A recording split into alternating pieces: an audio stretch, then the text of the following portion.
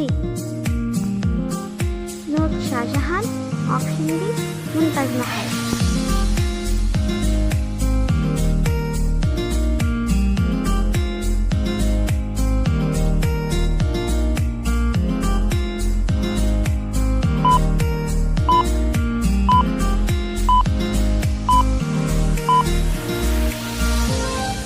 Your answer is option D, Razia Sultana. ఎవరి పాలన కాలంలో ఆర్యభట్ట ఒక ప్రసిద్ధి పండితుడు?